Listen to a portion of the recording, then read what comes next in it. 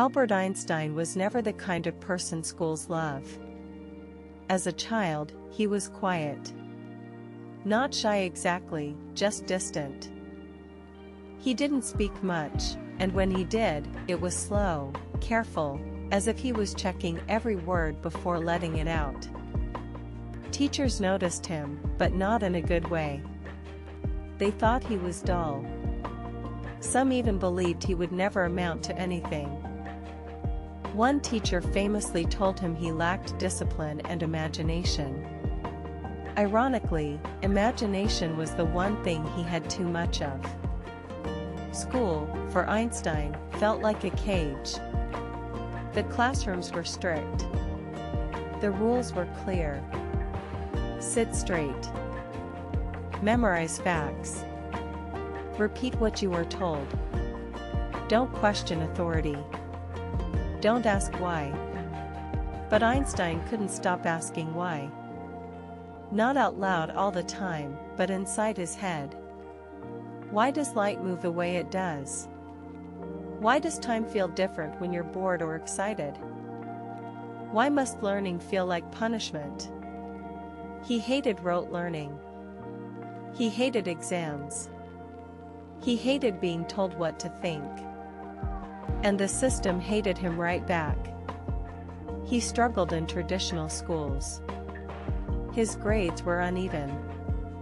In subjects he loved, like math and physics, he shined.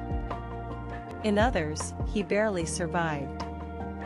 Teachers mistook his resistance for laziness. What they didn't see was that Einstein wasn't refusing to learn. He was refusing to learn in a way that made no sense to him. For a long time, nothing went his way. After graduating, Einstein couldn't find a teaching job. Universities didn't want him. Professors didn't recommend him. He was not impressive on paper. No famous mentors. No powerful connections. Just a young man with strange ideas and no place to put them. Eventually, he ended up working at a patent office. Not a lab. Not a university. A patent office. Day after day, he reviewed applications for inventions that already existed or would never work. It was boring, repetitive, and far away from the world of great science. To many people, this would have been the end of ambition. A quiet job. A quiet life. Forgotten potential. But for Einstein, something unexpected happened. The patent office gave him freedom. No professors watching over his shoulder. No exams. No rigid academic rules. His workday ended, and his mind finally had space to wander. And when his mind wandered, it ran fast. Faster than light, one might say. He began to think deeply. Not with expensive equipment, but with thought experiments. He imagined riding on a beam of light.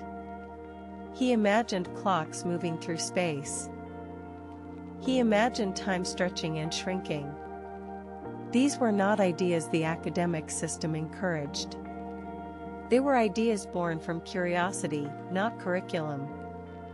In 1905, while still working his day job, Einstein published several papers that would change physics forever. Relativity. The photoelectric effect. Brownian motion. Any one of these would have been enough to build a career. Together, they reshaped our understanding of the universe. And here's the strange part. The same system that once rejected him now rushed to claim him. Universities wanted him. Awards followed. Fame arrived. Eventually, the Nobel Prize. Suddenly, the problem student became a symbol of genius. Schools put his face in textbooks. Teachers quoted him. Institutions praised creativity while still running the same rigid systems that would have pushed him out in the first place. Einstein himself never forgot this contradiction. He openly criticized traditional education. He believed schools often killed curiosity instead of protecting it. He said education should inspire independent thinking, not obedience. To him, blind respect for authority was the greatest enemy of truth. And that belief followed him for the rest of his life. Even as a world-famous scientist, Einstein remained uncomfortable inside systems. He disliked bureaucracy. He avoided politics when he could, yet history pulled him in anyway.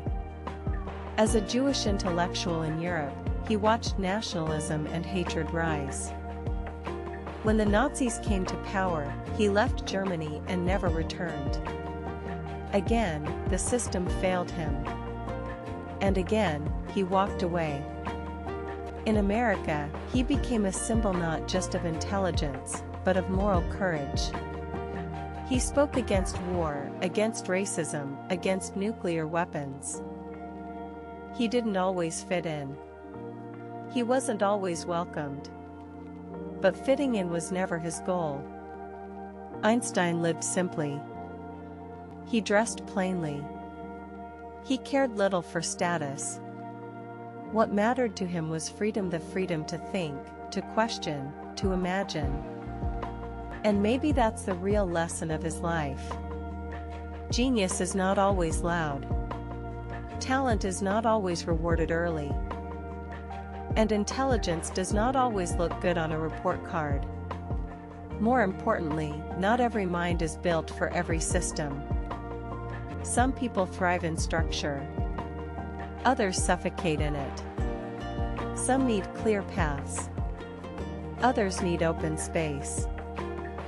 Einstein wasn't broken because he didn't fit school. The school was simply too narrow for the way his mind worked. If he had been forced to conform completely, the world might never have heard his name. So when we talk about Einstein today, we shouldn't just talk about how smart he was. We should talk about how close we came to losing him, not because he lacked ability, but because the system didn't know what to do with someone like him. And maybe, somewhere right now, there's another quiet student. Bored in class. Questioning everything. Not fitting in. Not failing, just waiting for the right kind of space.